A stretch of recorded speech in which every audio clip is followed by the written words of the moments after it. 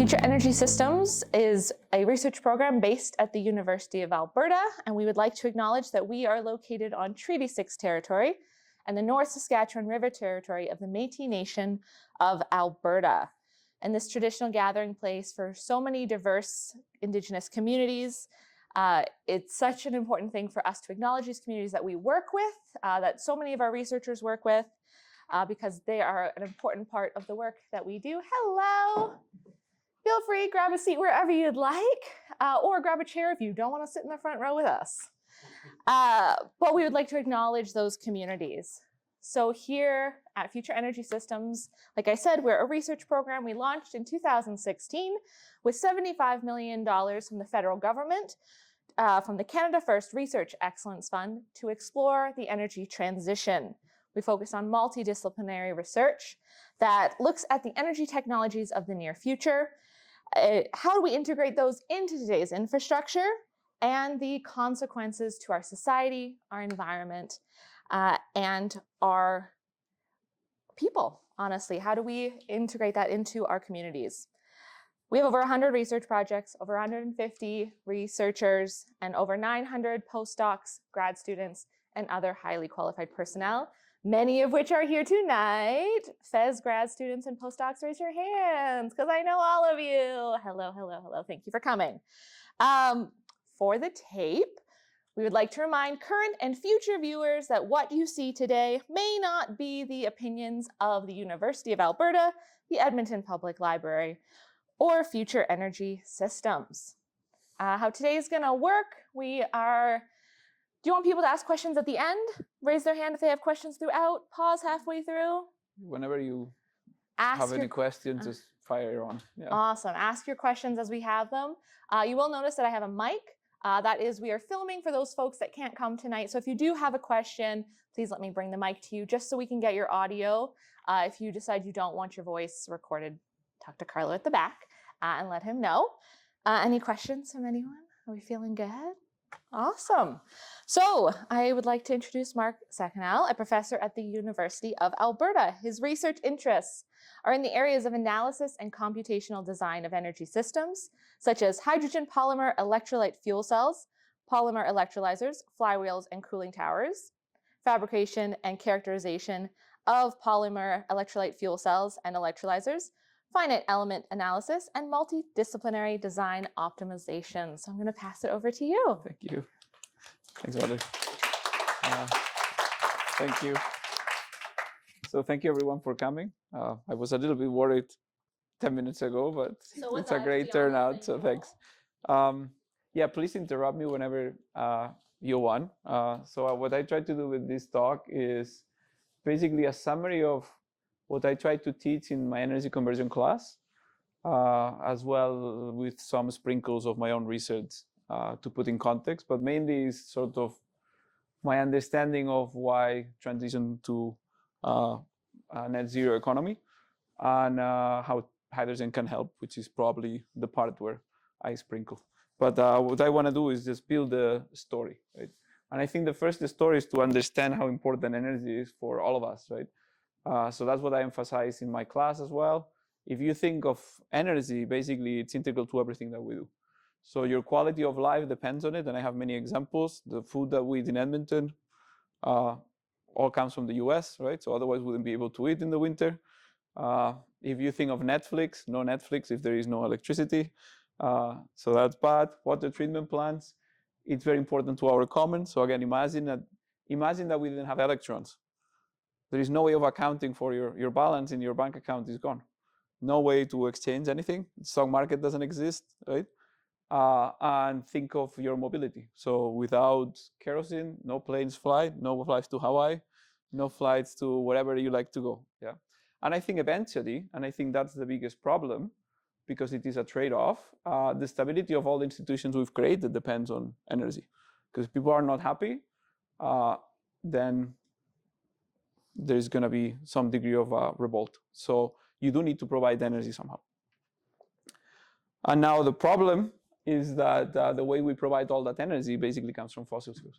So this graph here is from actually last year. Now, for some reason, the people that used to make these graphs, they don't do them anymore. so I couldn't update it. So this is basically the energy consumption in exajoules. So that's, imagine a 1 and put 18 zeros behind it. That's the energy that we consume. And depending on use, right? So this is oil, this is natural gas, this is coal. So about 85% of all the energy that we consume comes currently from fossil fuels. And then this little green slice is what we do use in renewable, or we produce with renewable energy, right? So the problem is replacing all these 18 zeros with this green slice, right? And so we have a little bit of a problem. The good news is that if you look at this graph, right? So this is the global, the share of every one of the technologies from the total. Renewables is increasing, right? At the rate that we are, though, the increase that we are achieving is basically equivalent to being able to produce enough energy to not consume any more fossil fuels to produce electricity. So we haven't replaced anything. The only thing that we can do is we can keep up with this growth that is expected to continue. And then to motivate you to ask me questions, I'll start by asking you questions. What do you think happened here and here? So maybe let's start with this one. It's a COVID-19. That's COVID-19, yeah? So that's the first drop. And this one here, that's about 2008, 2009. Does anyone remember what happened? Exactly, yeah? So when there was the big crash, the mortgage crash in the US, and so you could see it in the energy signal. And then when you look at COVID, again, you can see it in the energy signal, right? So when we got this signal, everyone thought we've transitioned to net zero. Yeah, and then this is bounced back, and then the next year is, I think, around somewhere there. I cannot put it in this graph. I think they don't like these graphs anymore because it's sort of depressing, right? So now people tend to put different graphs that don't talk about different types of fuel. They just say total energy consumption. But that's the story, right? The good news is we do provide some energy, right? So again, if you think of this number, right, it doesn't look very big, right? So increased capacity from solar and wind is 238 gigawatts in 2020 alone. And that's 50% of the energy, the little big gap there, right? But the biggest nuclear power plant is 1 gigawatt of power, right? So this looks like it's a tiny number compared to the amount of energy that we all consume. But again, think of the scale. It's like building 128 nuclear power plants in 1 year, right? So we do have a lot of renewable coming, but of course, from that to zero is still a problem. So I think you can summarize what we've done up to 2020 with that little image there, right? We just burned everything that we could see to produce energy, and now we sort of maybe have to change the approach a little bit. And again, why do you want to change the approach? I can think of 3 things that are important, and they are important in different places, right? The first one is lack of energy security. So again, here probably we don't care as much, right? It's only security in terms that maybe the exports that we have go up and down, but for other places, it's like Europe where they don't have natural resources. It's a very big problem, which might explain why they are such big pioneers in renewable energy. Again, this graph shows the price of oil. And if you see these dashed lines, each one corresponds to either a war or an economic event, right? So if you look at 2009, look what happened to the price of oil. And then in part, that's what triggered all the mortgage and recession problems, right? After 2009, it just dropped from $180 to $60. COVID-19, we went negative, right? Almost. So again, you have it there, and all the other ones are other crises that have happened. Usually, a lot of the crises happen as the price of oil starts to increase. People cannot pay for things that they need, like transportation, and then that triggers eventually a recession. The second problem is air pollution. So again, we don't talk much about it. Everyone is concerned about sort of the global climate change, but we do still have 4 million premature deaths a year just from particulates in cities. And then, of course, the greenhouse gas emissions, which to me means 3 things. The most common one that everyone talks about is temperature increase. And again, this comes from NASA. All these numbers are CO2 emissions from ice cores. So you make a hole in the ground in ice, you remove the core, and then you look at the composition of gas in the gas bubbles that are trapped in the ice. We never went past 300 ppm. Now we have 420. So that has implications. The second one is, again, the melting of the ice cap, but that's related to temperature. And maybe the most important for me, ocean acidification. And again, that translates into something very important. You won't have any more seafood, which is critical to paella. I grew up in Spain. So all of these can happen. And you might think, well, maybe we don't need to transition. The problem will sort itself out, right? So I like this equation. It comes just from National Geographic.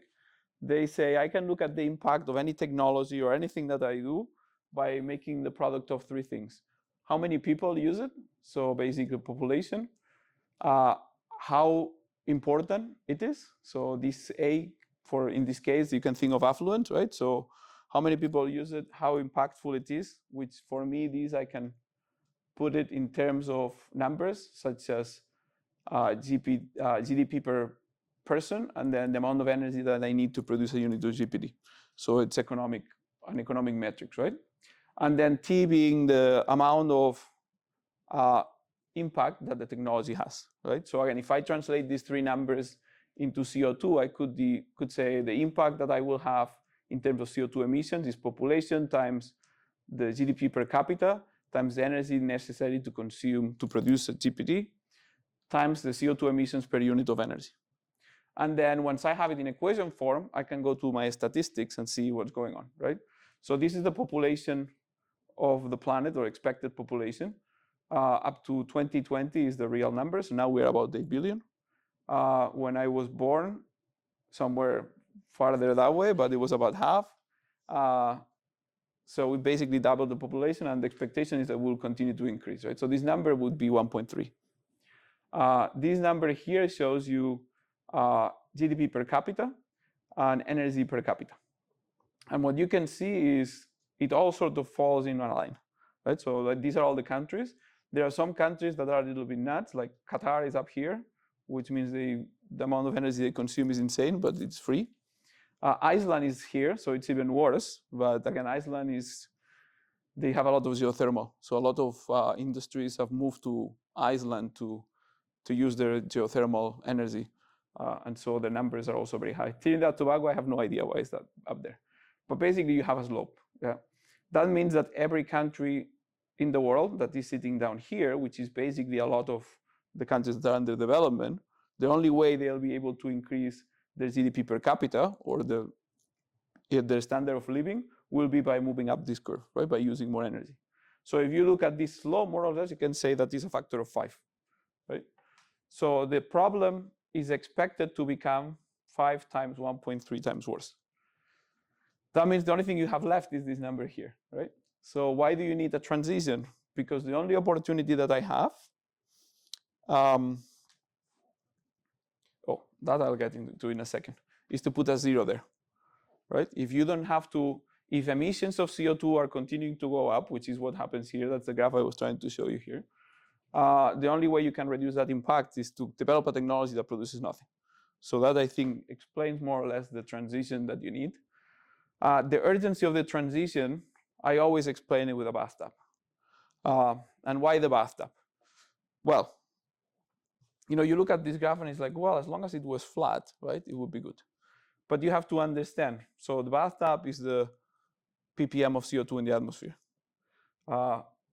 When I started worrying about climate change, was in high school, people were saying that if you went above 350 ppm, there will be big problems, right? And if you look at the books from the 90s, James Hansen, the first person in NASA that said, we have a problem and we need to solve it, his target was 350. He said, if we go past 350, we will have a problem. And this is the guy that was intelligent enough to figure out what the composition of the atmosphere in Venus was from readings. Yeah, so I think he has some credibility in my scientific mind. So he said 350 and we're at 420. Yeah. So if the bath is the atmosphere, that's where we are. We already fill the bath. This is only regulating the tap, right? So basically what this is telling you is the tap is open, and is fully open. The only way you can not overflow is if you close it completely, right? So hence the transition to zero. You need absolutely zero. You cannot be happy with saying, which is what most people are, we've decreased CO2 emissions by 2%. Yeah, you have to kill it. Yeah, it has to be gone. But that's not so easy, right? I think 3 reasons why it's not so easy. So when people, again, when you hear politicians say by 2030 we will be net zero, these are 3 reasons why this is not so easy to do.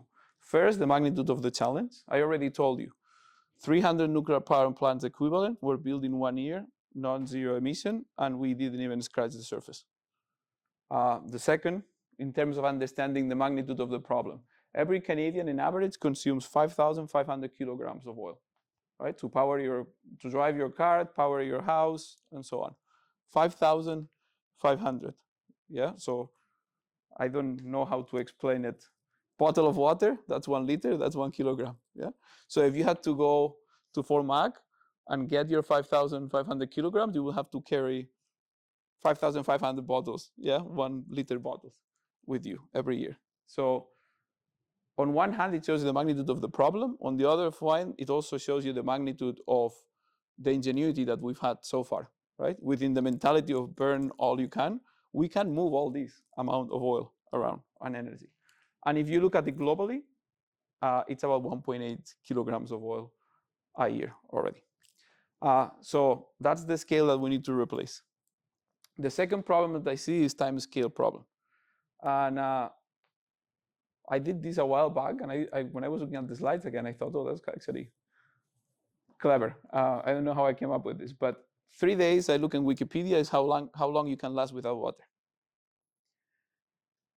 Climate change is likely to raise the temperature of the planet by 1.5 degrees between 2030 and 2052.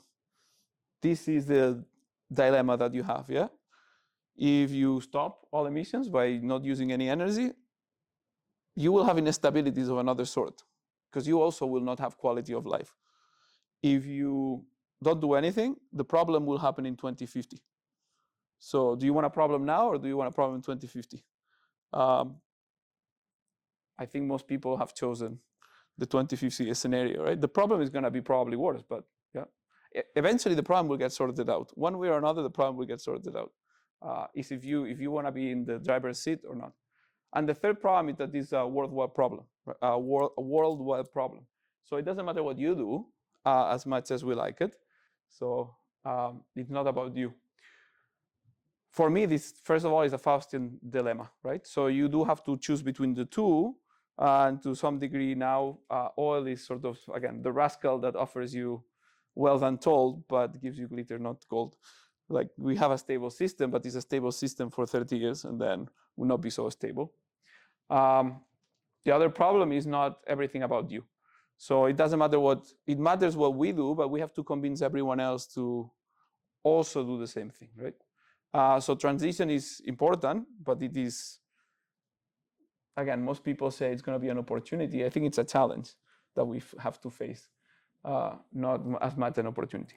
So I think that's the status, the way I understand it. And maybe I'm completely wrong, but that's where I see it.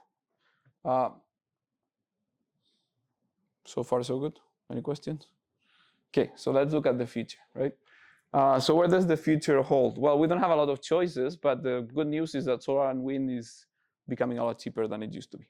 So this is from, again, I put the 2020, the new version is similar. The only thing is that wind and solar is starting to also go up a little bit because demand is also increasing. But they are actually currently the cheapest options in terms of cost of megawatt hour available. Everything else is more expensive.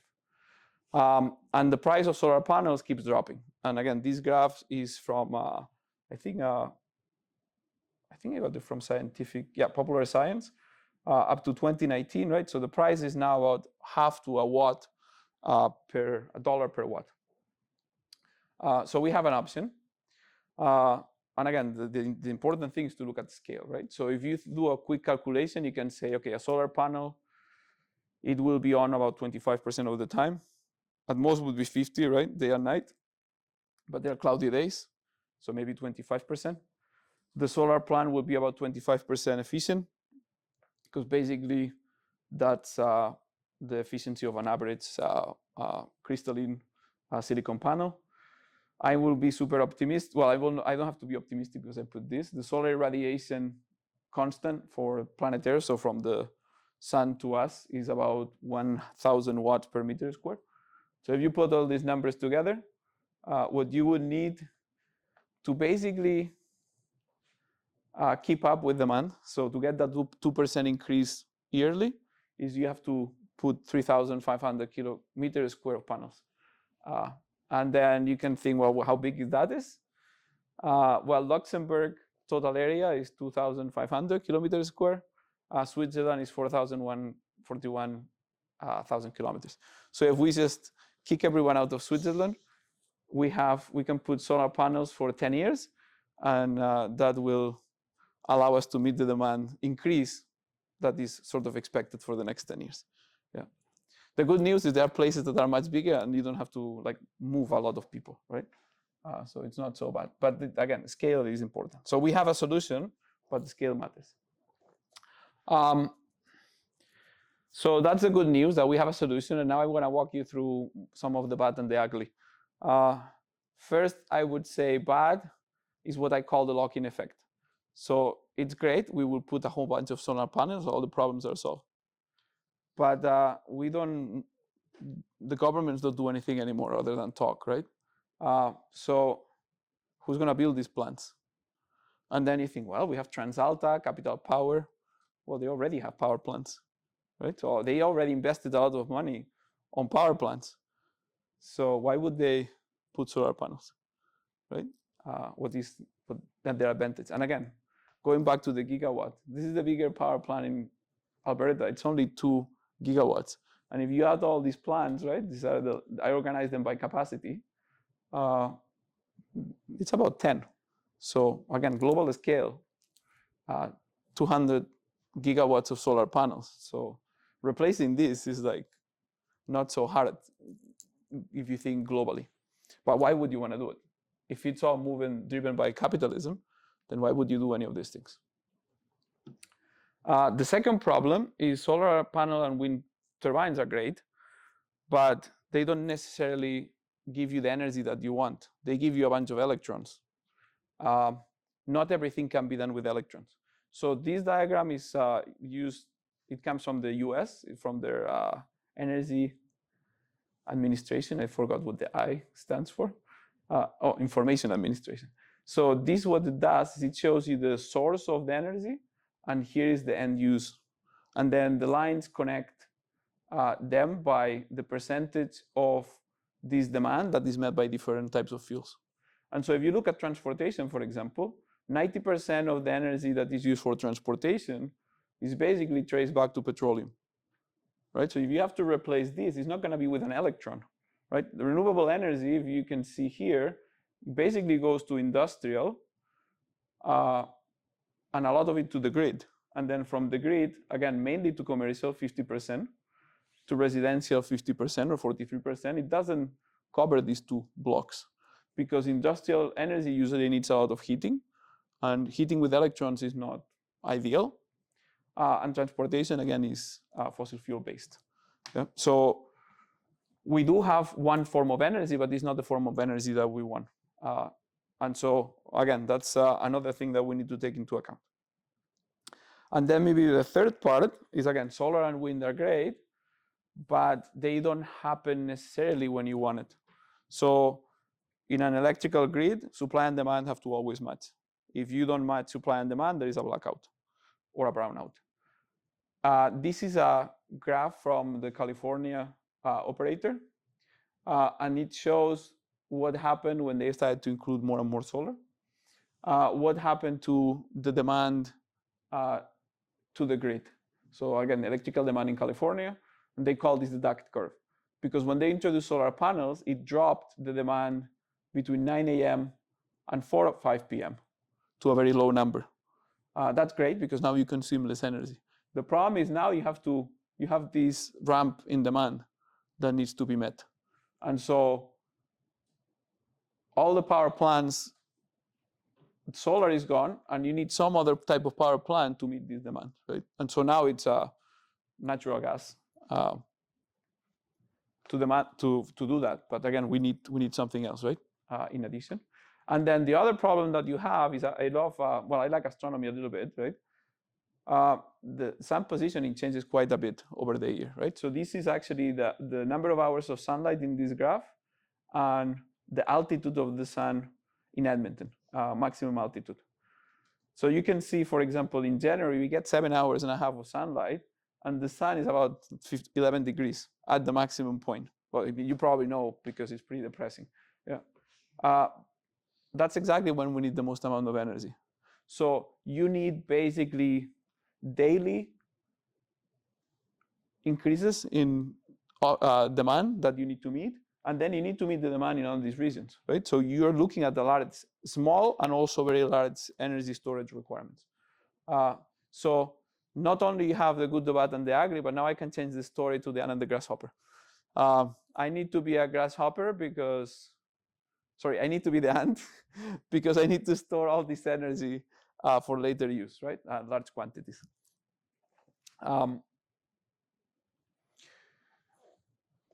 And that's the picture that I'm trying to paint here, right? So you can use, as you transition, you have to accept that solar and wind probably will be predominant. You can think of nuclear as well, but I didn't even get to that in that graph. Nuclear, the share of nuclear energy has gone down over the years, and probably for some good reasons, which is you cannot control waste very well, right? If we all were saints and we never had wars, then it would not be a problem. But if anything has taught us over the last 2 years is that we tend to be not saints, and that we don't even have a lot of respect for nuclear power plants that are in existence, because we almost blew, well, we humans almost blew one up for reasons that I'm not going to get into. So we know what to do, but only 40% of the energy is electrical. And we also have this intermittency. So that means basically one of the biggest problems that you have is energy storage, right? And I have to talk about grid scale. Like I need power to meet those ramps that I showed you in one day, but I also need long term. And if you look at all the technologies that we've developed, there is not a whole lot of options. So if you look only for power, and you need 1 megawatt or 2 megawatts, then you have a lot of options. But when you're looking at the gigawatt scale, which is what we need for the grid, and when you're looking at storing gigawatt hours of energy, then you're basically left with, I would say, 1 to 2 options. And these are hydrogen, synthetic natural gas. But I would say, I would club them together and say a synthetic fuel. Or for the grid, one day, pump hydro, right? These lines here tell you the amount of energy that they will be able to supply, right? So if you're looking at day to even hours, you're left with these regions, right? Pump hydro is very common in Europe, for example. So in Spain, like I grew up in Barcelona, and we have pump hydro that we use to store the energy at night from all the nuclear power plants, so we don't have to turn them off, and then use it during the day to add to the nuclear power plants that are already being powered. Okay, so that brings me to the second part of the story, which is the white hydrogen, or the hydrogen pathway that I see, right? So for me, white hydrogen is for 3 things. It offers flexibility. It allows for the electrons that I produced to then be converted into something that can give me high quality heat. And it gives me the ability to transform the electrons into something I can store in large quantities. So the idea is if I have a solar panel, if I can use the electrons directly, because then the efficiency is 100%. And if I want to charge my car, I can do it again directly if it's electric. But otherwise, I can store it. If I know I'm going to use it within a day, then in a battery or pump hydro, because again, the efficiency is still higher, and then to my house. But if I need large storage, can go into an electrolyzer, store it as synthetic fuel, which you can do like underground in large quantities, seasonal storage. And then these you can put directly in your car as a fuel, or you can generate electrons again with a fuel cell, which we will talk about later, Or again, if you need heating, you can put it directly into your furnace. And people have been looking at blending in the UK and even here, well, in the UK many years ago, here now, blending hydrogen with natural gas. And you can put that into the pipeline, and at least some of the fuel you will be consuming will not generate CO2. The idea of hydrogen is not new. So again, in this, some politicians have woken up a year ago about hydrogen. But in 1972, there was an article that in Science that already said exactly this, right? So the electricity they would make, they're talking about offshore wind turbines, would be converted on site to hydrogen and oxygen by electrolysis. The hydrogen would be piped to distribution stations and thereafter sent to factory and home. And again, that's 50 years ago. So we're not reinventing the wheel, but it happens with many technologies. Yeah. The good news, this is actually being done exactly as proposed by some of the hydrogen hubs in the US. So the US now will have 7 hydrogen hubs where they are testing these technologies. One of them in the East Coast in Delaware will have exactly that, offshore wind turbine that will pipe the hydrogen in. The idea is basically complete this cycle, right? So we always have we have solar panels, we do have water, and if you have electrons, you can make hydrogen, store it. And that's what I want to talk about in the second part of the talk, different storage media that we can use, and basically the method to do the splitting. And then you can pipe that back into the house and either produce electrons or use it directly for heating. In addition to that, another very important thing that you can do with hydrogen is that it's actually used for the chemical industry a lot. So if you think of methanol production, if you think of ammonia production, which is used for fertilizers, they consume huge amounts of hydrogen. And the petrochemical company does too, right? So only using hydrogen and putting it into a chemical industry instead of using steam methane reforming would reduce emissions in the US by 45%. And again, this is not my number.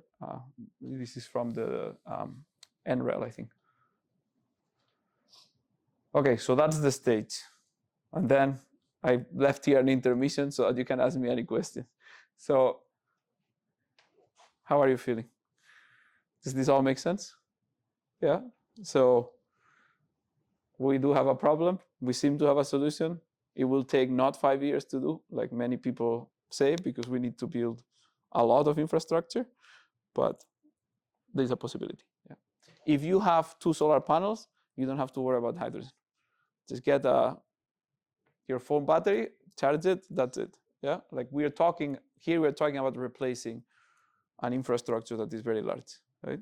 So you need gigawatts hour of energy.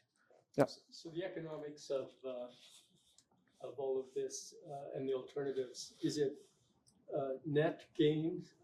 In other words, the infrastructure that you need to build to deliver a hydrogen-based system costs a certain amount of energy.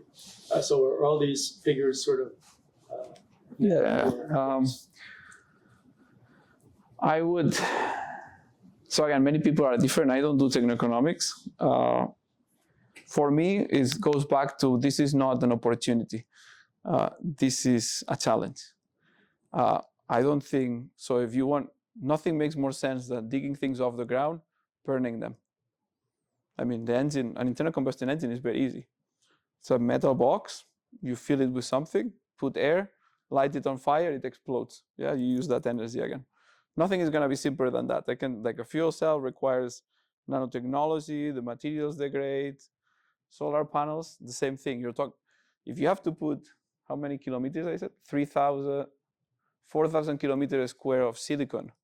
That takes energy to make, it takes energy to install. So this is not an opportunity, it's the opportunity that you have so that by 2050, we don't start to lose our crops and we start to have instabilities of another direction. So you have 2 options. You either work hard now to try to fix the problem, or the problem will work hard at you later in other ways. That's the dilemma. I don't think if it's all about making money, it's difficult. I always say the same thing to my students too. What is money? Like at the end is a means to happiness. Exactly. Yeah. like it's all an agreement at the end of the day, right? Sometimes I think of this with like when I get my grapes in the supermarket from Peru. One day the Peruvians will say, "I'm not selling you the grapes.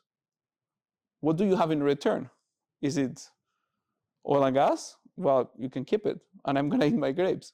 I'm actually surprised that it doesn't happen more often. But it is all an agreement that we have, and I think if we try to quantify everything in an economic perspective, then we do have a problem.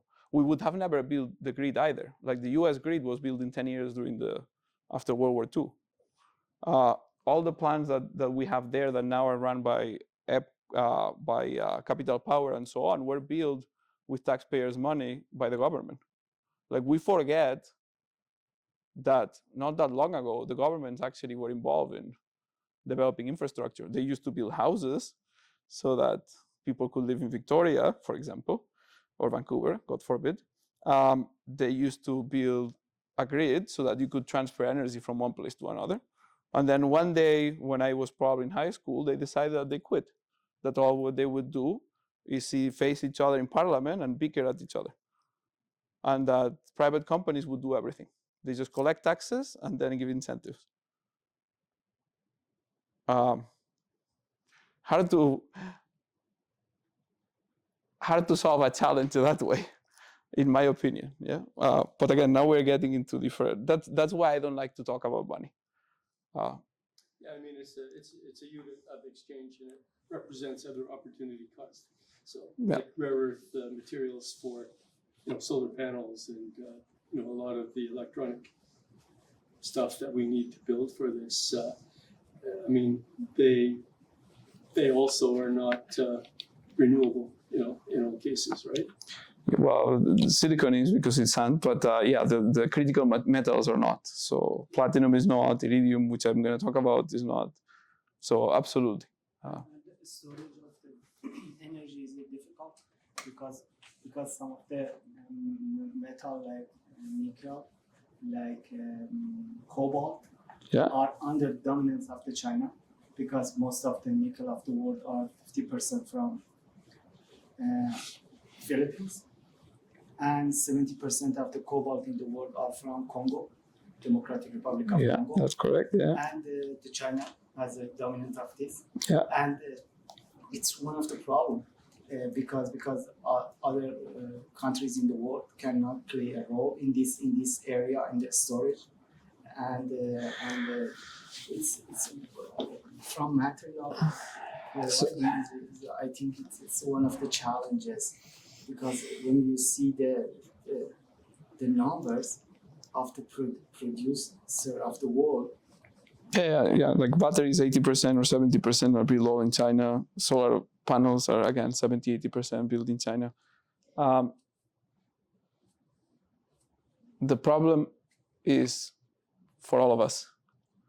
So again, I'm taking a very naive approach because that's how I think of problems. My naive approach is that we have a global problem that we have to go solve globally. It is an opportunity to remove some degree of inequality as well. Because again, if you look at energy is very distributed very unequally as well. You get people in the planet that will basically live in 1 kilogram of oil all their lives versus 5,500 kilograms of oil per year, if I recall correctly. Yeah. If you're not naive about it, again, the best thing to do, right? If you do it, if it's only about you, continue to burn for the rest of time, right? For if you have it, right? I mean, it's up to you and your conscience. That's why I like the Faustian picture. Yeah, we do have to learn to share. Material-wise, if it's concentrated in one location, we work very hard to remove those metals. So again, people that do lithium-ion batteries that use a lot of cobalt because the cathode contains nickel, cobalt, and manganese. have been decreasing the amount of cobalt substantially. People like us that work in fuel cells are also removing critical materials by using nanotechnology. So some of these problems are indicators of things that are also not very good for the environment. But yeah, everyone controls some monopoly. I mean, that's how we ended up in the oil problem. We just happen to be sitting in a position not that dissimilar from the people that control the critical materials, right? If you think of, from a European perspective, they don't have oil and gas, they have no choice. And that's why they lead in renewable energy to some degree. It's also a selfish commitment. But I think we are all in the same boat, in a sense, right? If you don't get it in, if you add economics or individual quality of life, then it's very hard to solve the problem. I think your conclusion is correct, 100% correct. We're in the same boat. But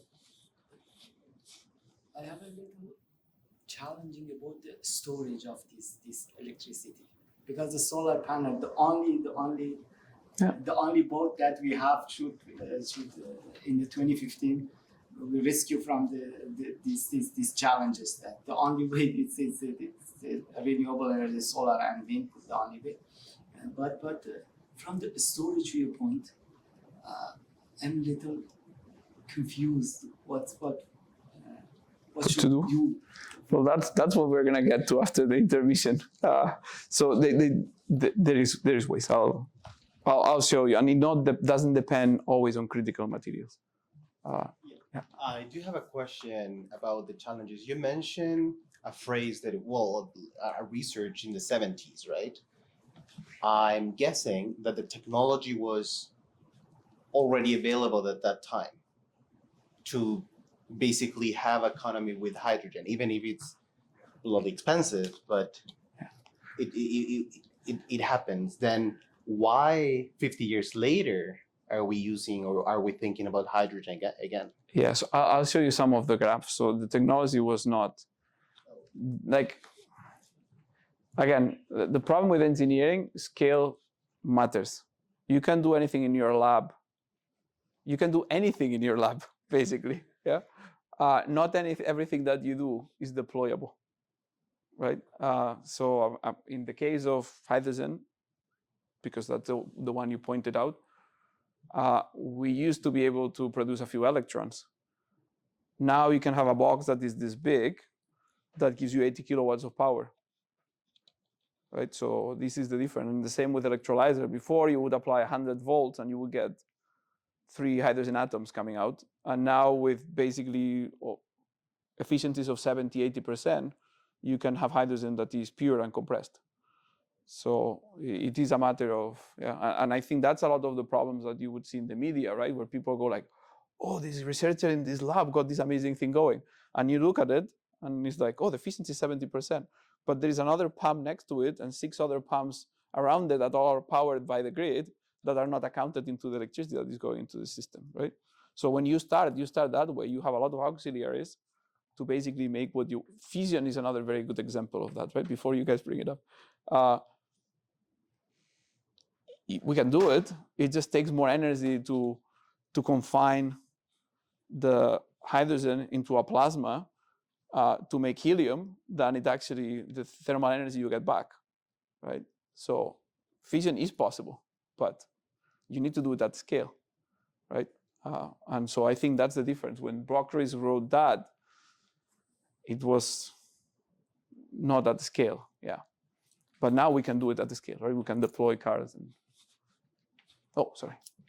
Another question regarding the emissions. I think, as for my understanding, if you use hydrogen, you will end up with gaseous state of water. What's the effect of that? I think it will be less than CO2, I guess, but what is the effect of that? Like we would have a more humid environment, or what's the perspective of that? So remember, when you breathe, you're also producing water. When you burn fossil fuels, you also produce water. Every time, like when you take a fossil fuel, they're called hydrocarbons, right? So it has hydrogen and carbon. All the carbon goes to CO2. all the hydrogen goes to water. So you always produce water. Here it has no effect because the amount of uptake that the air has is limited. Right? There is a law that tells you otherwise it will condense. So if it gets very humid, you condense water. Right? In the upper atmosphere, it is a little bit more problematic, but again, you're exchanging one problem for another. So now you burn kerosene and you also have water. Now, if you have a plane running on hydrogen, you'll produce water as well, a little bit more water, yeah. But not a, so I have to remember this. In methane, basically is 1 in 4.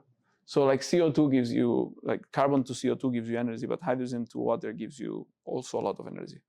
So I don't know what the ratio is. Depending on the fuel, right, you will get the breakdown of the two. Yeah. So you do produce water, but again, and in some layers on the atmosphere, it is a greenhouse gas, but it's a greenhouse gas that is limited in that eventually it will condense. We always have water, we don't, yeah. All right, in the interest of time, I'll move on, and then, because you have a lot of questions that are for the part 2. Good? All right, so hopefully now we know what the challenges are. Let's look at the hydrogen economy. Okay, so how can we make hydrogen, right? And I think this diagram gives you a picture of, you can make hydrogen in a billion different ways, right? But basically you can think of it as you can make hydrogen from fossil fuels, renewable energy, or nuclear energy. And for each one of these, you have different pathways that will lead to different colors of hydrogen that you can use. So if you take fossil fuels, you can take the natural gas, you can go through something called steam methane reforming, which I'll show you in a second what is actually happening in the reactor. And then you can produce hydrogen and carbon dioxide. If you do take the carbon dioxide and you dump it into the atmosphere, then this is called brown hydrogen. And this is how most of the hydrogen is being done these days to power the oil and gas industry that has to do refining. If you instead, when you get to this point, store the CO2 underground, then this would be blue hydrogen. Now, this is not the only pathway to produce hydrogen. The other possibility that a colleague of mine and I work on is to take the natural gas, heat it to very high temperature, and then the molecule itself will separate, and then the carbon will precipitate as solid particles of carbon. And then the solid carbon can be stored underground. And then the hydrogen then is green hydrogen, which is what we call blue.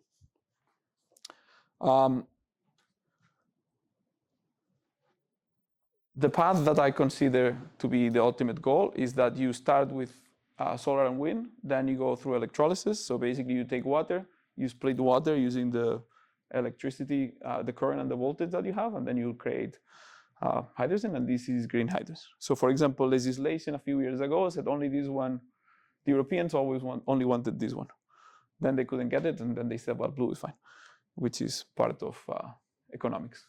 And then if you want to get more exotic about things, you can even go the route of nuclear to electrolysis to hydrogen, or nuclear to very high temperature nuclear reactor cycle, where the water will thermally separate between hydrogen and oxygen. And then this path would be called purple hydrogen, which not many people talk about because it doesn't happen very often. And then you can get more creative, right? So if you have coal, you could also gasify it.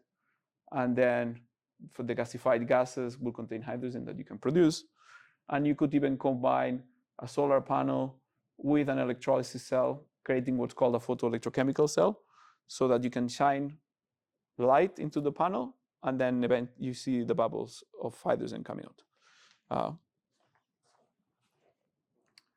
So what is the traditional path these days? This is this path here, right? And again, this is what happens in Fort Saskatchewan and other places.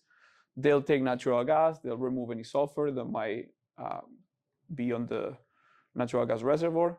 Then they'll mix the natural gas, which will maybe be methane, so CH4, with water. And then under some heat being applied to it, what you will form is 3 molecules of hydrogen and 1 molecule of CO. And then CO is a poison, so you don't really like to have it in anything. We used to have it in syngas, and we don't have syngas anymore, so that tells you something. Or town gas, in England they used to call it town gas. So we take the CO, we mix it with water, and we create another molecule of hydrogen and CO2. So basically, the methane and water lead to about 4 molecules of hydrogen and 1 molecule of CO. And then this molecule of CO, then you have to separate from the hydrogen if you want to store it afterwards. And that gives you an efficiency of about 75 to 80%. Hydrogen out, so the energy on the hydrogen that you would recover if you burn the hydrogen, to the amount of energy that came in as methane. So you lose 15 to 25 to 20% of the energy. And this doesn't include the energy that you will need to sequester. In terms of sequestering, can you do it? Well, we've done it for many years. We use it for enhanced oil recovery these days. So you pipe it into an depleted oil field. And if the pressure is high enough, you can actually recover some of the oil that was left. And this has high integrity, low environmental risks. And then as you move down, you have more capacity.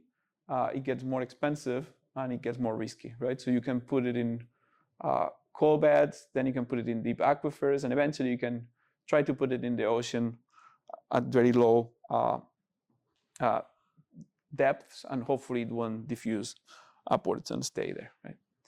Now all this comes with a cost. So this is basically the cost of collecting CO2 from different sources, right?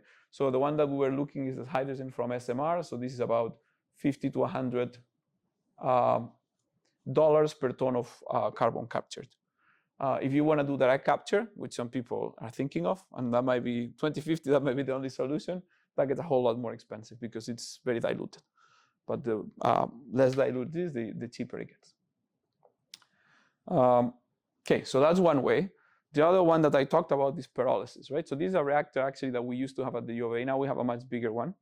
And this is in collaboration with Jason Alfred, who is another colleague of mine. He's a combustion person that is recycled now to do, well, he's an aerosol person, so he likes carbon particles that are dispersed. And so this project worked very well for him.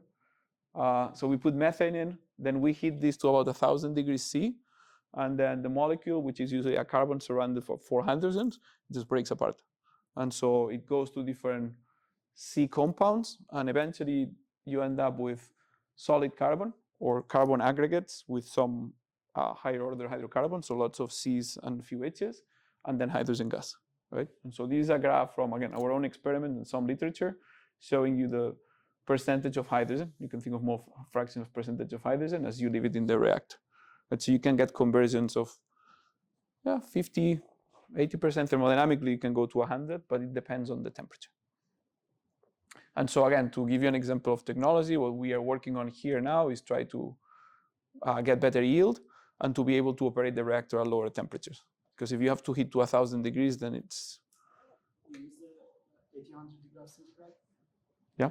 Why did not use the, for example, 1,000, 1,200? Because it's the range of... Oh, that's well, we do it at many temperatures. So the idea is to pick the lowest possible temperature that gives me high conversion, because then I use less energy. Like 800 degrees C don't grow on trees, right? Eventually I have to do something. Now this is an electric furnace. Eventually we will need to basically use some of the hydrogen to produce heat to keep the reaction going in the reactor.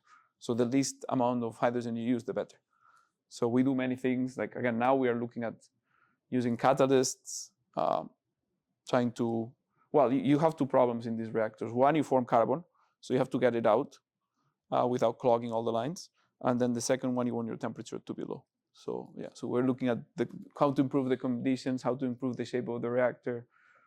So we are building like computational models for this to understand how to build the reactor properly and what to do to enhance the reaction using less energy. Yeah. That makes sense? Yeah, I worked on it, and I know that methane pyrolysis is different technologies, like plasma. Yeah, that's another one. Yeah, so there is a... And molten metal. Yeah. The molten metal is a little challenging, but it's very promising because the carbon goes up of the top of the reactor. It's a bubble column metal, molten metal.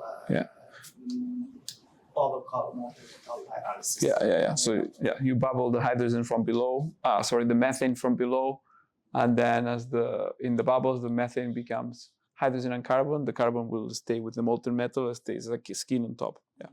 So these are all different versions of reactors. They really depends on how. The critical thing is you have to bring the energy to the molecule. So some people bring it as a plasma. Some people bring it as a microwave energy. Some people bring it as thermal energy. And then the second problem is you have to catalyze it. So for that, you can either use a catalyst, or some people will use the carbon black itself as the initial nucleation sites for the reaction to happen. Yeah. So that's for the blue. And then I wanted to show you more about the hydrogen. And I also brought some little devices for you to see, small ones.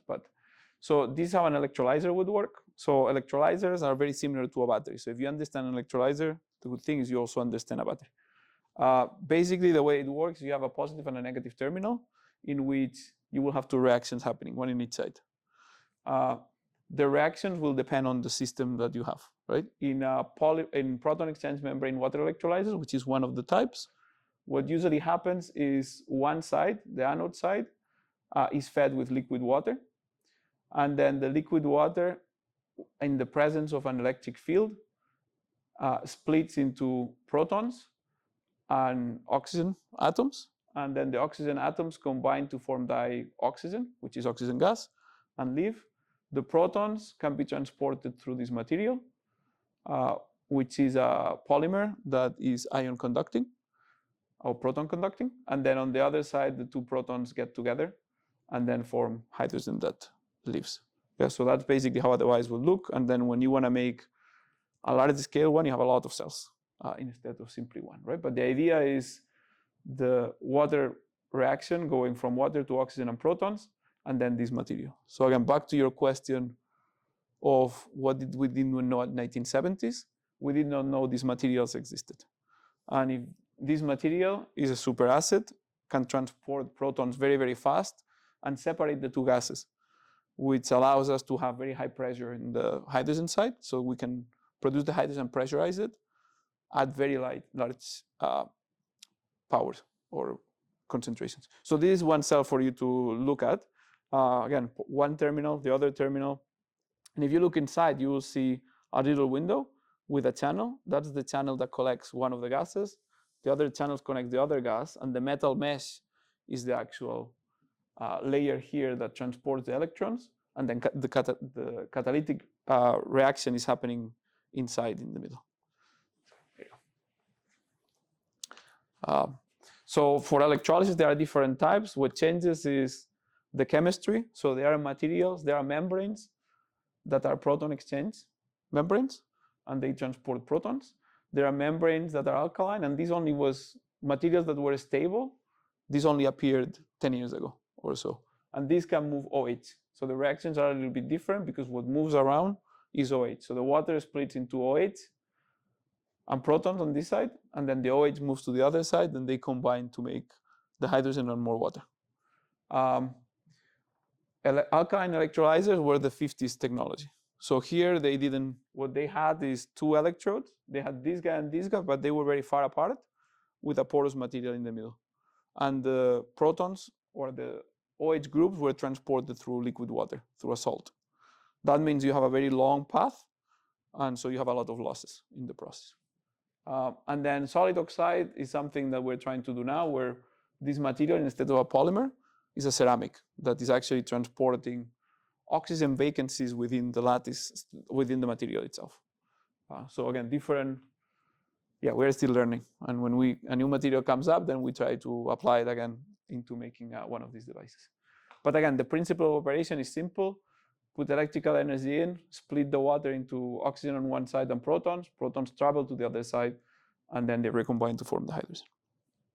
Now, the key to everything in electrolysis, and why we, at least in my lab, work very hard, and again, I'm not alone. When I was at the conference last week, there were 5,000 of us. many of them from national labs in the US, interestingly enough, is this curve here. So this is the voltage and current, and this gives you an indication of how much energy you can get, right? So if you multiply the current and the voltage, that will give you the amount of power. If you had a straight line here, that would be an ideal electrolyzer. You could give as much energy as you wanted to the device, and it will all get transformed into hydrogen with no loss. In reality, the more current you draw, this curve starts to tilt. So actually, this is from an experiment that we had, right? And what we need to do is bring this curve to be as low as possible. If you had this ideal line, then an electrolyzer that is this small could produce infinite quantities of hydrogen. The reality of it is that, again, as I want to produce more and more, so again, you can think of it as this is current, but the current is proportional to the hydrogen that you produce.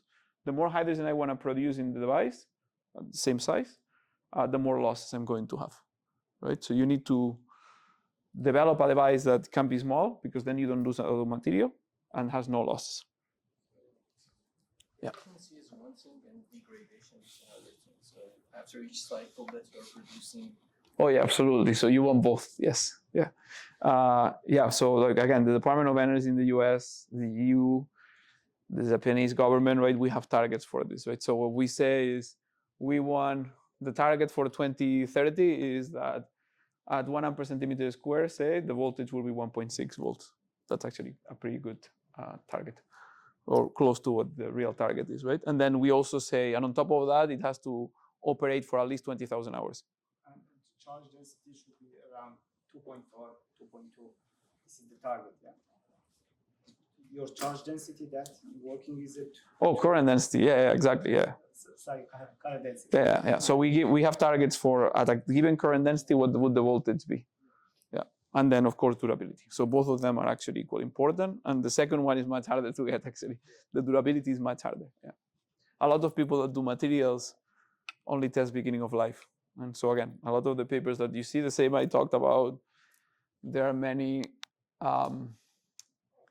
auxiliary devices that no one counts on. A lot of people that do material science tend to claim that is amazing, but the catalyst lasts 2 hours and then, yeah.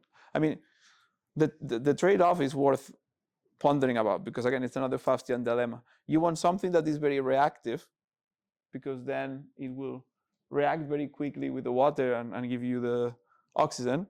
On the other hand, if it's very reactive, it wants to react with everything, so it will degrade.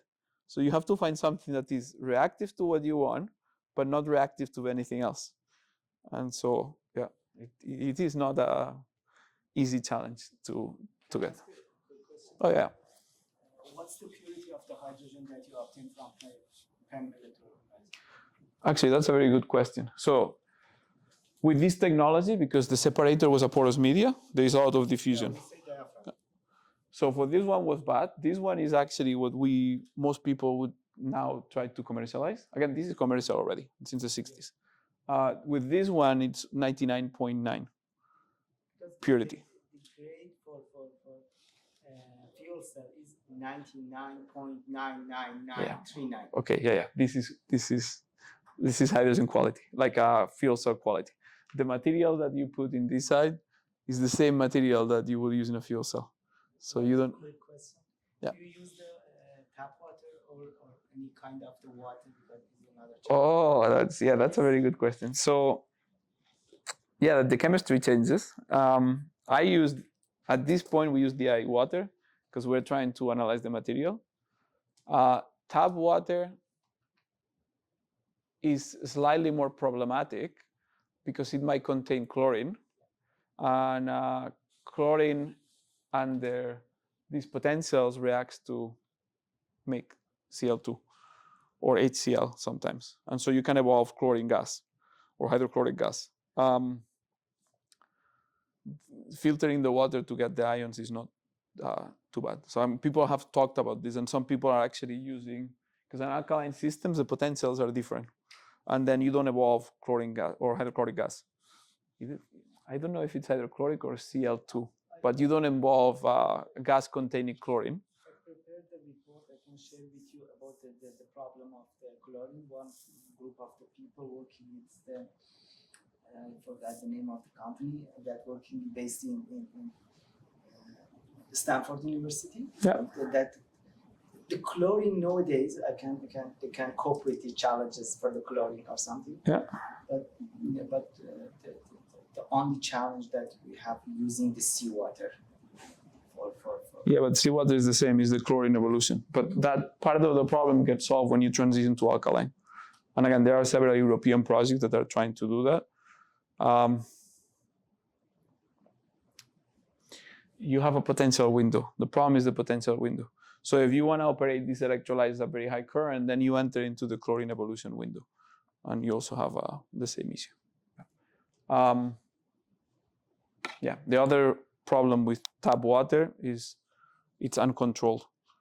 And some of the ions might enter into the membrane, right? So these membranes transport protons, but in reality, they'll transport any positive ion. And so if your water is contaminated with, say, metal ions, those metal ions can enter the membrane. So like we were trying to buy an electrolyzer for my lab that was several kilowatts. And the first thing they ask is, do you have access to DI water at this point? And otherwise, they'll install a filter for you. But it is easier to install a filter than to put normal water directly, because the problem that you might have is some of the ions that are in the water will stay in the system, and that's more problematic. Yeah. Okay. So that's the electrolyzer. In terms of efficiency and cost and so on, all I would say is the efficiency is about 60 to 70%. I think it's actually, anyway, in my lab is higher, but it's small. As you get bigger, you also have more losses. But the target is about 80 to 90%, depending on the technology that you use, and to be able to produce the hydrogen at decent amount of pressure. This sort of gives you an idea of the dollars, the amount of dollars per kilogram of hydrogen, and the breakdown of what comes from electricity versus what comes from the capital cost of the device, right? And when you look at these intermediate loads, a lot of the cost is directly electricity use. Again, that is because now we don't have enough electrons. So this only applies when you need to store electrons because you have too many and you want to use them in the winter. But that gives you an idea what we would need to do, right? We need to reduce the cost of electricity if you want cheap hydrogen. And then we need to reduce the cost and improve the durability of the device. Because if I can have more, if the device only lasts 1,000 hours or 1,000 cycles, then the capital cost is actually quite high. But if I'm able to make the device last 8 times longer, then all the cost comes from the electricity directly, right?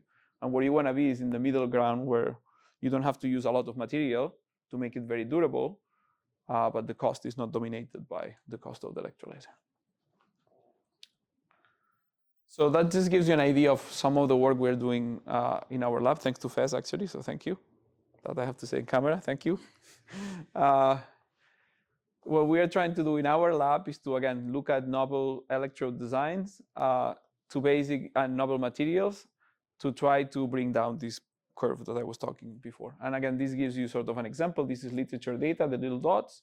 And then this was our first, well, the green one is our first generation, and then the blue second generation, the cyan third generation.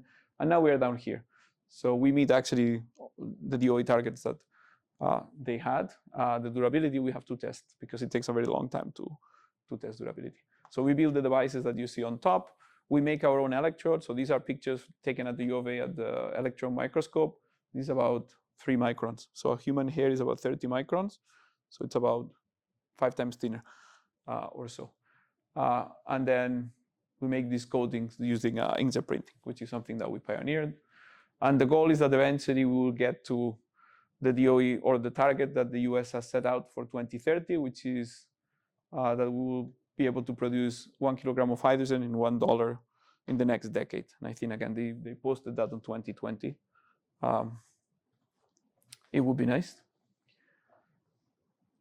Okay, so now we know how to make it. Before I jump to the other one, just as an anecdote, I was at a conference last week. someone was from California. So they had the same picture, and they had a picture of a hydrogen gas station in I think it was either LA or somewhere in California. Currently, they sell hydrogen at $36 per kilogram, not one. So the numbers are different. It also is different when you sell it to a customer versus what you produce it for, right? So those numbers, I don't know where they sit, but at $36 per kilogram, anyway, we'll talk about this later on, but it's not easy to be green. That's all I can say. 5 kilograms of hydrogen gives you about 800 kilometers range, right? 600 to 800 kilometers range. So $36 is insane, but that's what it is now. Okay, I'm going to transition for a second, right? The first thing is how you make the hydrogen. So now you can see there are like 5 different ways. Pick your poison. For me, the poison would always be green hydrogen, because my problem is philosophical, in that what I want is a technology that someone will be able to use one day when we are intelligent or committed enough that we want to transition.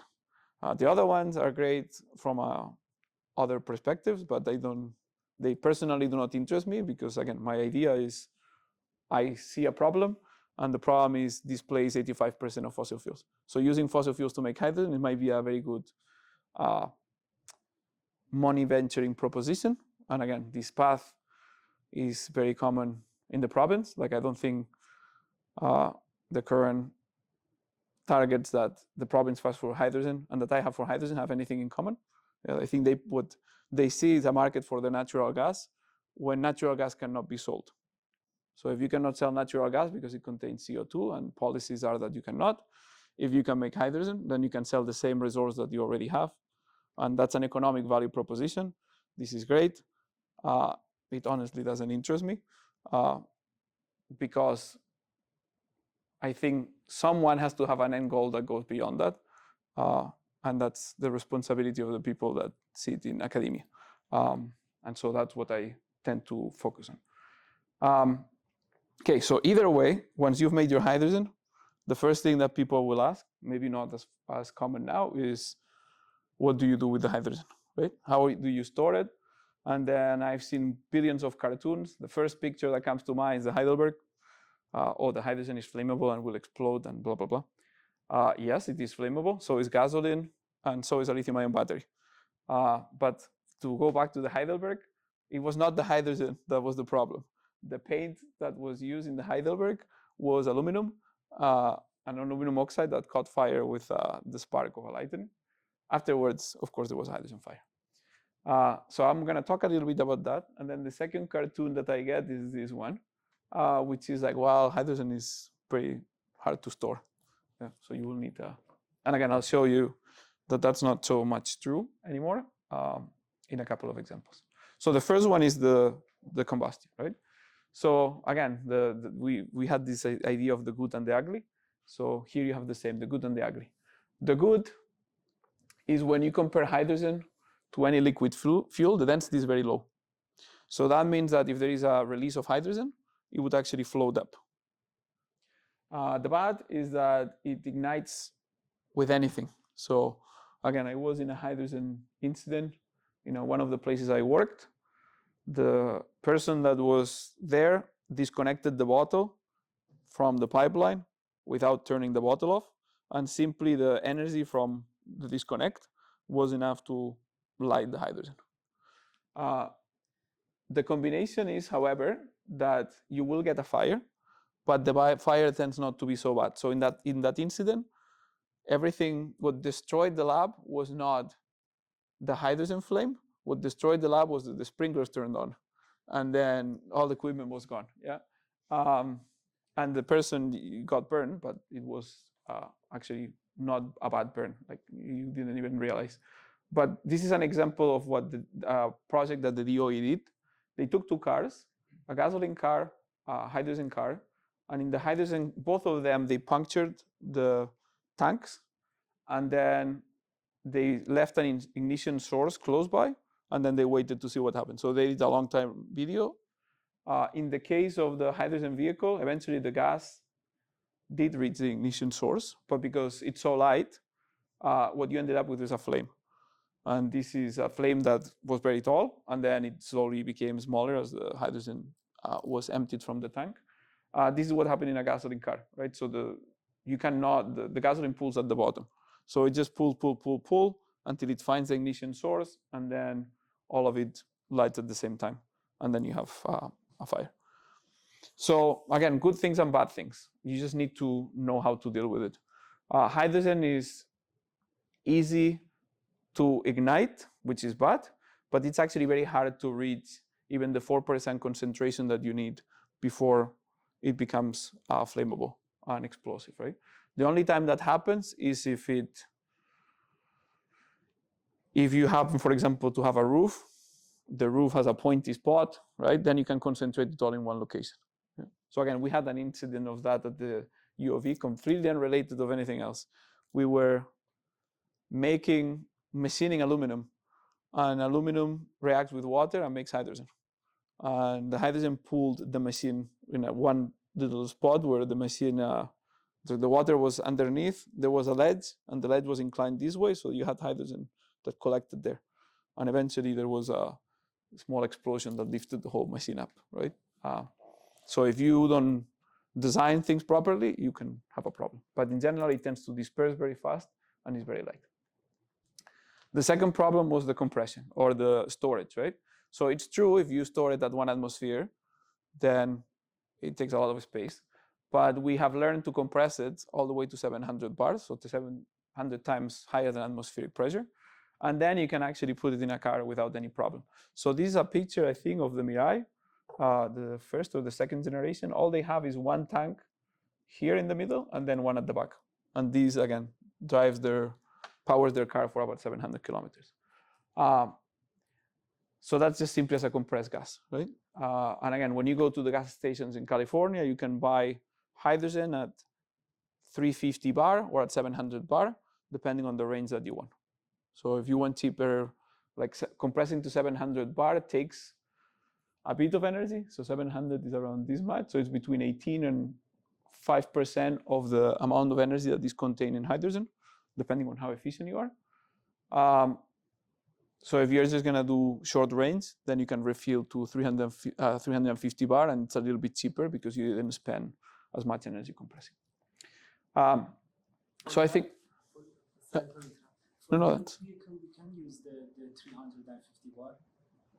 Is it possible? Yeah, you can. So you can choose one or the other. Yeah. I studied that 700 bar is for light vehicle. It should be exactly 700 bar. And for long tracks, it should be 350 bar for dispenser. Yeah. So, but again, it's only the compressor, the tank, right? So any tank, even if you refill at 700 bar, right, your tank pressure will go down. So you can always refill to lower pressures.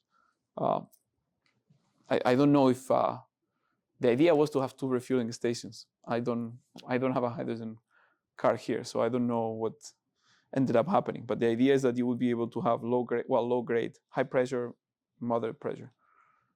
Because 3 stages uses the compressor to the storage tank. It should be 900 bar. Yeah, you need a safety factor. Yeah. And for the 350 bar, it's around 450 bars for the storage. Yeah. So that's what you would do for transportation. Thank you. And then if you are trying to do aviation fuel, you probably can do liquefied. Liquefaction means going down to minus 259 degrees C. So this is non-trivial, unless you compress it, and then it might be less. The other possibility you have is there are metals that react with the hydrogen and form a hydride, which when you heat it, will release the hydrogen again. So again, for smaller applications, that's something that people use. And then the fourth application is just use another chemical fuel. So you can take the hydrogen and put it into something else. To some degree, the oil sands are already that. You take oil that is very low in hydrogen and not very viscous. And what you do in a refinery is inject hydrogenate it, and then transport it somewhere else. So in a way, it's a hydrogen carrier already without knowing it. But there are better ones, such as methanol, ammonia, and other ones that we've explored. So overall, I would say you have many uses for hydrogen. I already put this picture before. You could use it for transportation. You can use it directly for heating. You can use it for making synthetic fuels and also for refining metals, for example. So I'm just going to talk about one application because maybe it's the most efficient way of making hydrogen is when people talk about hydrogen fuel cell vehicles, that's basically the device that people tend to use. So this is a fuel cell, and I also brought one. It's actually very similar to the other device that I gave you. This is a single cell, so you can take it out if you want. This one works, the architecture is identical to the architecture of an electrolyzer. So again, you have, which again makes sense. If you think of a battery, it's the same device you charge and discharge it. So a fuel cell and an electrolyzer are the same. A membrane in the middle, and then two reactions happening in each side. On one side, in this case, is oxygen plus protons plus water. In the other side is the hydrogen becoming protons and electrons. The difference between this device and the electrolyzer before is all the materials in the oxygen side have to be completely different. I'll show you this before, but the potentials that you see are different. And that means that in a fuel cell, you can use less precious metals than in an electrolyzer because things corrode. But the architecture is similar. So again, the principle simply is put hydrogen, split it to protons with some sort of catalyst. The protons travel to the other side, combine with the oxygen and form water. That's it. The performance curve looks like before, but inverted. So now I can have voltage and current. And basically, if I multiply these two, it gives me a power curve. So what I want from this is the same, to be able, ideally, to produce infinite amounts of power in a very small device. And that can be achieved if this curve is moved up and to high current, right? And so that's, again, our matrix or our targets. So again, going back to our review of the technology, I'll go back to this slide in a second. Going back to our review of the technology, this is the power density of fuel cells over years, right? And this is the stack cost. So as the power density has gone up, the cost of the device has gone down, right? So when we started this 2008, 2006, right, we were up here. And then slowly, as we've been able to produce more power in the same device, we've been moving towards lower and lower targets in terms of stack cost, which basically means vehicle cost going down. So I'll get into this one in a second. I'm just going to go back where I was. I just wanted to show you because of the question that you had about historical artifacts. But before I want to show you this, so this is an example of the current fuel cell vehicle technology that exists, right? So again, in California, you can now buy a Toyota Mirai. You can buy a Hyundai Nexo. And I think there is also, Honda also has another one. But this gives you more or less the performance targets that it has. It's about 5 kilograms of hydrogen that you have in a tank. It gives you 600 to, about 600 kilometers. This is the EPA estimated range. Someone ran a Toyota Mirai the other day for 1,000 kilometers, but that is if you run at crawl speed in the highway. So 600 is the EPA estimated. All of them have a lithium-ion battery because, again, you're still using making electrons at the end of the day. So you use the fuel cell almost like a range extender and a power booster. When you brake, you can regenerate that energy and put it into the battery. When you start, you combine the power of the fuel cell and the power of your battery for the high power operation, and then the rest of the time you run directly on the fuel cell. And again, going back to these questions, you never know what the cost of hydrogen really is. But if you were able to, like some people say it's about $1 per kilogram when it comes from natural gas. If it were $1 per kilogram instead of 36, which is what you buy, then that would mean that you could go from Edmonton to Calgary and back for less than the cost of a latte, right? But the reality appears to be different. A short question. Yeah. I'm impressed by this number, like 5 kilograms for 600 kilometers, which is like normally if you have fuel, it will be probably, let's say, 70 kilograms of fuel or more. So it's basically you can have one more person with you to go somewhere, like weight-wise for the. Yeah, I guess so. Yeah. If you somehow compare it. Yeah. And what's with the other parts of the drivetrain? Like, I'm imagining a fuel cell and then a motor, for example. How's this scale, for example, in weight? Yeah, so actually there was a very good article from, I think it was General Motors, where what they did is they had a diagram that had in the y-axis cost and in the x-axis range. And then they were comparing battery electric and fuel cell vehicles, right? The fuel cell vehicle would look like this. So as your range increases, the cost of ownership decreases. The battery vehicle looked the other way around, right? Because in a fuel cell vehicle, you have a minimum weight. You still need to have a small battery for regenerative braking. You need to have the fuel cell stack. You need to have the hydrogen tanks. If you want to drive 50 kilometers, you still need to carry all this. With a lithium-ion battery, you can scale the battery size, right? But when you went past 100 miles, they crossed. So the extra weight that you would need in a lithium-ion battery to go to 200, 300 miles of range became more expensive than having just a fuel cell and using hydrogen.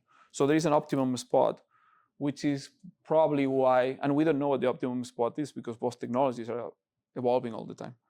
So I think that's why what they've decided to do now is most fuel cell research is done on heavy duty applications, and most vehicles are electric, and then eventually both will converge at some point in between. But a lot of the work now that is being done in fuel cell research is on heavy duty trucks, because that you need fast uptime. So you want to refuel very quickly, and you want to have very long range. So on that, you will always win with a fuel cell. And then a lot of the research that is on electric vehicles is with a battery. Where you will see it eventually is, again, unknown, in the sense that vehicles are evolving, and the characteristics of the vehicles that you would want in the future, I don't even know. Like if I was talking to someone from San Francisco, they have now self-driven cars everywhere. Like you can take a cab with no one in it. If you have a self-driven vehicle, you do not want to wait 6 hours or 3 hours to charge your car. So now all of a sudden a fuel cell where you recharge in 5 minutes for 600 kilometers becomes a lot more interesting, right? It depends. If you have 7 hours your car parked before, like if you drive it for 30 minutes to go to work, and then you're gonna park it at the parking lot with a charger, and then you're gonna drive it half an hour, having a fuel cell vehicle is just carrying extra weight and extra material, right? So it really depends on the application, which one of the two you would want to choose. But for now, the agreement is sort of, it is very hard to electrify a truck, so we want to work there. And it's very easy to electrify a small car. So most deployment of electric vehicles is happening on that. By the way, in terms of cost, you can see it's also, like this compares is similar to like the high-end Tesla vehicle, right? So the Tesla vehicle that has the longest range is similar in cost to what the Toyota Mirai would be selling for. And yeah, the $36 tells you what I was saying before, that it's not easy to be green these days, for sure. Okay, so if you look at a fuel cell, which again is this device here, I'm gonna pass it along. This is a single cell. In a fuel cell car, what they will do, each cell gives you about 1 volt. And when you want 80 kilovolts of power, what you do is you put them together. So like, again, all of you have played with flashlights. You put 4 or 5 batteries and you just keep reverting them. So what you're doing is putting a positive, negative terminal and then negative, positive, positive, negative to build voltage. So we do the same with stacks, right? So this one has 2 cells. This is a single cell. And again, I'll just take this out so that you can play with it a little bit more.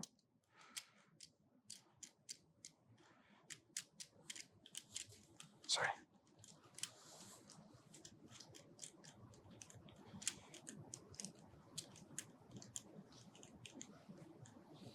It's taking longer than I thought. Okay. again, this is the little stack, positive, negative terminal. The hydrogen inlets are these two guys here, inlet of hydrogen and air. Here, so I didn't. And then this is a single cell. And this case is a little bit different. Again, it's a demo, and I'll show you that demo in a second. So the air is actually directly taken from atmosphere. So again, in a Toyota Mirai, what you would have is, or any big fuel cell system, you will take air from atmosphere, filter it, and it goes through a compressor to the right pressure, and then it goes into the stack. But because these are demo cells, I can actually just take the air directly from atmosphere. So these channels here that you see is just how you take the air in, and then the hydrogen is on the other side. So you can see the little ports here. So basically the air runs in this direction, and then the hydrogen runs inside in the other direction. And that's what provides the two sides of the cell power. So what we do in our lab is, again, all these, everything depends on the coatings that you put on this membrane to make the reaction be efficient. So we work on trying to do that. And then the other thing is, we said we want a lot of power. But a lot of power also means that you produce a lot of water.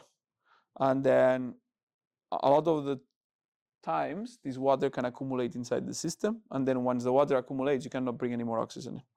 So key to improving these systems is removing water at high current. And so that's a lot of the work that we do in our lab. So just to give you again an example of things that we do at the U of A, this is a picture from our lab. This is a fuel cell test stand. So this device controls hydrogen flow and hydration. This membrane needs to be hydrated. And then we custom build these systems that basically measure the temperature, the relative humidity, and the pressure at the inlet and the outlet of the cell, which allows me to quantify exactly how much water is being produced in which side, and if the cell performance is degrading because of water accumulation. So if the water were to work fine, right, I would have a cell performance that looks like this. And then I looked at, for example, in these cases, what happens when I decrease the oxygen concentration. And then if the cell doesn't work properly, and again, we did this by simulation, then the cell voltage starts to oscillate, right? And this is what you do not want in your car. It would be equivalent of going back and forth. Yeah. Well, more power, less power. Yeah. So again, all this happens in very small scales. So a lot of the work that we do is characterizing these materials that we make by X-ray tomography, actually. So the same way that you get an X-ray done for your body, we do a full X-ray. We take a sample that is, again, as thin as your hair. We take X-rays multiple times, 360 degrees, and build a full 3D image of the material. And then we can simulate in the material what happened when you intrude water, like you can see here. And that allows us to design better materials, better coatings to reject the water when we should. And then one of the last things that we've done, again, this is thanks to FES, is we thought, okay, an electrolyzer is expensive, a fuel cell is expensive. Why don't I combine them and make one device that has both, right? And again, very few people have done this, but because we've spent a lot of time building fuel cells and building electrolyzers, we have the technology to do both. And so here what we did is we use our inkjet printer to make a coating that contains both catalysts. So now I can co-catalyze either the fuel cell reactions or the electrolyzer reactions in the same device. And this is what you see here, right? Different iterations, but now you can see both these curves are moving down. So this is the voltage that they need for electrolysis. And then these curves have been moving up over the years, and we can get good fuel cell efficiency. Now in one device, we can basically produce hydrogen and consume hydrogen at an overall efficiency of about 50%. So again, it's not like a battery that is 100%, but at meaningful currents of 1 amp, we can quantify exactly in one device how much energy you can recover and reuse in the same form. All right, and with this, I think I'm way past my time. That's for sure. Yeah, a little bit for the library closes. Not a lot. So this is a demo that I have in my lab. And again, for those of you at the U of A, if you ever want to see it, you can see it in the flesh. This I brought, and this is the electrolyzer that I brought. So this is the little electrolyzer. This is the fuel cell. And then what I tried to do here is show a little bit of a demo of what I envision with this system, right? So what I have is a few solar panels here. I have little home, which I consider my load, right? And so the idea here is to be able to operate the house with the solar panels, use the excess energy by connecting this in parallel to my electrolyzer to produce hydrogen, and then turn off the solar panels or the lights, and then operate the fuel cell to turn on the lights. And so I tried to do this very poorly in a little video here. So see if we can play this. Right. Whoa. I will go through the demo because I think it's a little bit easier and you can ask questions. So this is the solar panels that I was talking about. My load or my lights are there. The little house is here. And again, now I turn the lights. This is actually computer control as well, so you can actually see the profiles. But then, yeah, so now I can do the connection to the house, so you can see the electricity. And then the next thing I will do is I will connect the solar panels at the same time to the electrolyzer. So again, this will make you a little bit dizzy, but I was doing it with my phone while connecting wires. So You gotta invite us next time. We'll film it for you. I thought about bringing it in, but it's pretty big. yeah, it's a full card. So yeah, so you can see the electrolyzer is here, and this is the positive and the negative terminals, which I will then eventually connect to the solar panel there. So you can see there are two wires because both the electrons have the choice to go to one or the other, depending on the potential. And then the second I connect, you will now, hopefully I go there, and you will see a bunch of bubbles. You will see the bubbles here, right? So this is the actual hydrogen being produced and forming slugs that are going here. So you can see the bubbles also on this big tube. So these are going into a reservoir that I have here where I collect the hydrogen. So water comes from the bottom, and then the hydrogen is going to the top reservoir, and that's where I store all the hydrogen. And this is the oxygen side that you can also see.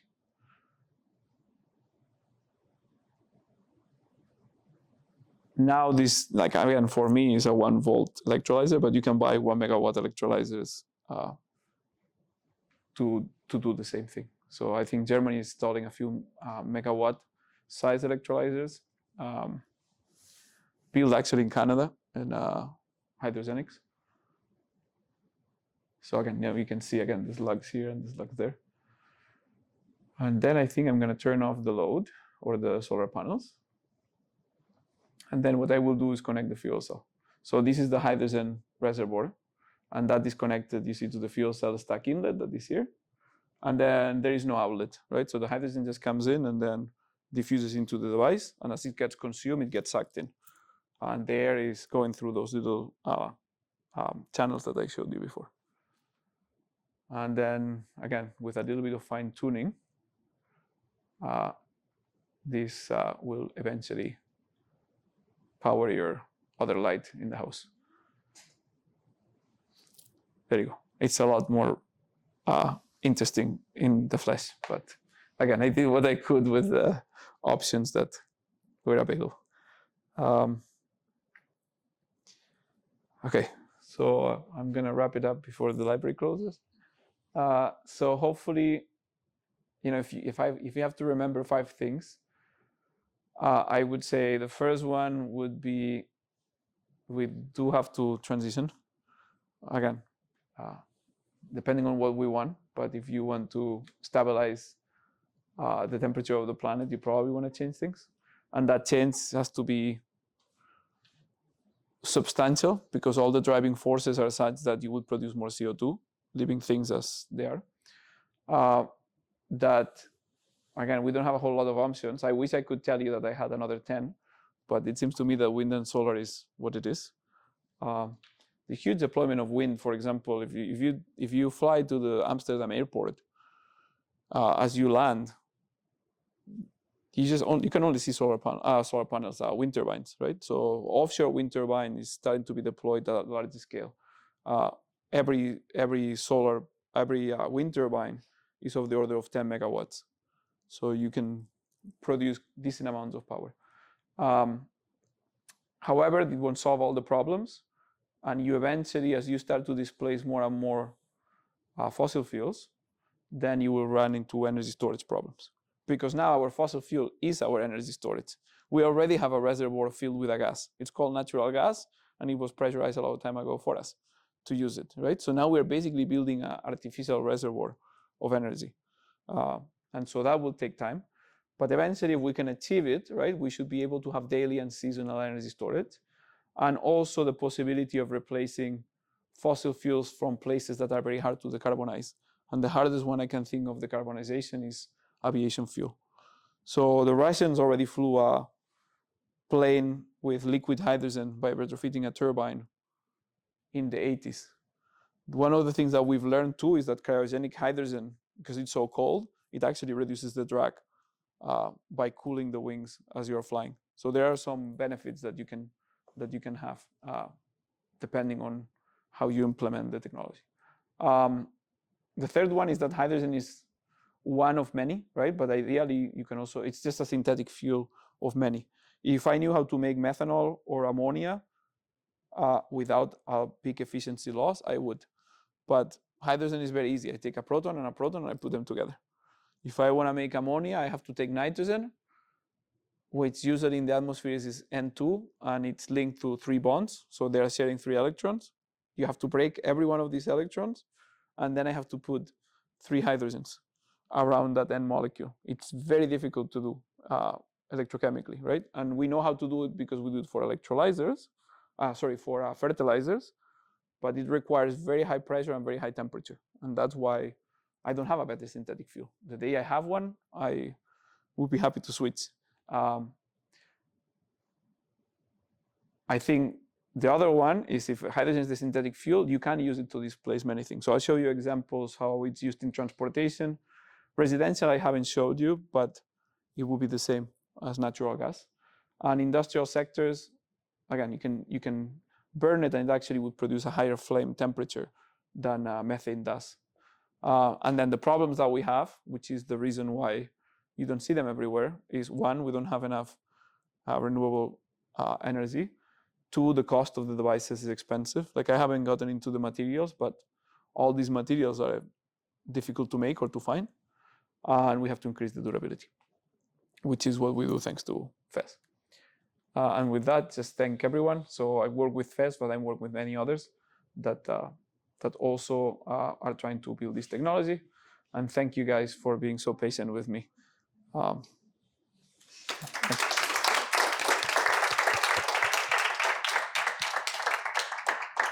Thank you, everybody, so much. For those of you that do have to go, thank you so much for coming. Our next talk is November 20th, Energy Efficient Computing and Telecommunication for the Age of AI, November 20th. So we have a few minutes for questions before the library comes to kick us out. Any last questions that you thought of at the end that you haven't had a chance to ask yet? Oh, yes, I forgot about that. Yeah. Well, thanks for the presentation. Like, actually, it answered quite a lot of the questions that I had before.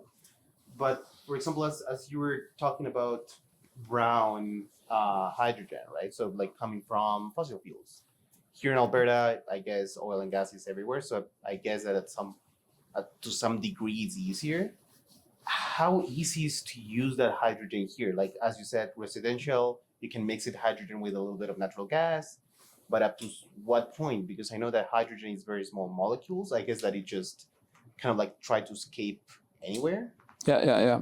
Again, up to, I think, 10 to 20% blending in natural gas pipelines.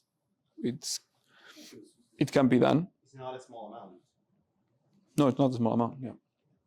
And then, of course, you can, again, we use, like I think Alberta is the largest producer and consumer of hydrogen in Canada. We just use it again to create synthetic crude, which is basically our synthetic fuel at this point. Yeah. So again, we've been using it for many years. We just use it differently. Yeah. But my question was more the infrastructure that we have to kind of like create. It's way different compared to the one that is existing now. But trying to make like analogy of like a normal car. Charging, then maybe it's not going to be so bad. Right? Again, the scale matters. So the problem with hydrogen is it's designed for scale, because you have to build the hydrogen station, and it can serve a lot of vehicles, but you have to build one. Electric vehicles are almost the opposite. The best is when it's not at scale, because you charge it in your garage. If only a few people, there's only a small uptake, right? These people all usually have higher incomes, they have a garage, they can park it. The problem becomes when you move electric vehicles out of that space to people that live in an apartment. Now, where do they charge? Right? So that's one of the solutions, yeah. But then you have the liability of the battery, and I think that's the big problem these days, right? Batteries degrade, and I don't know who will swap it. No. But what I mean is, when you buy your car, right now, 30% of the cost of the car is the battery. So who is going to swap a battery that is worth $5,000 at the station, right? Because they don't know what you're swapping it. What are you giving them? Is it chargeable, or is it like close to end of life? So I think that's one of the bigger problems. That let alone that this weighs a ton. So it's not so easy to swap. I think it's a much easier solution to just, like connect like you do with a normal car and wait 5 minutes and get it refilled. So I think both again have benefits, but the problems that we had with hydrogen was you needed the filling stations. That is a problem that batteries bypassed. But now that we both need filling stations, now we have the problem that you were saying with infrastructure. And it's much easier to service vehicles when you have a range of 600 kilometers and you can refill in 5 minutes. But you do need some. Yeah. I think the airport now is building one. So we will have one. Do you have a question? No, just I wanted to a little answer about the refueling station. It's around $2 to $3 per kilogram of the hydrogen for refueling station. Okay. What do you mean? For example, for refueling station. From total cost of ownership, when we consider the hydrogen from a person who has a car, for example, we have a production of the hydrogen, and another one is the refueling of the hydrogen to the tank. And it's around $2 to $3 per kilogram of the hydrogen. And for SMR is around $2 to $3. All the cost is $6 for kilogram of the hydrogen. For example, if you want to refill your tank, it's 5 kilograms, it's around $30. So this is a perfect example why I don't like to talk about money, right? Because you just said 6, and I just got a picture from California yesterday, well, a week ago, that was 36. Yeah. So again, economics are offer and demand. It has nothing to do with science. It has to do with ka-ching, and it's impossible to predict, right? And so the same way that these guys are saying $1 per kilogram in 10 years, right?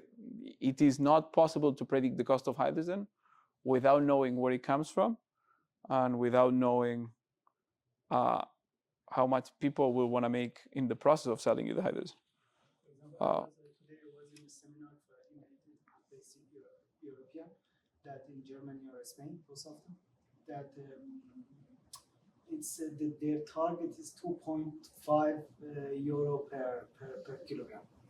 Yeah, but that's the target. Yeah, our target. I mean, in Canada, the target is by 2050 zero emission. Yeah, like I can wake up tomorrow morning and set up a target for myself. The other thing is if I'm gonna be able to deliver that target, right? And nowadays it's around between $6 to $12 per kilogram of the hydrogen, but nowadays it's a little high for ownership of the vehicles, and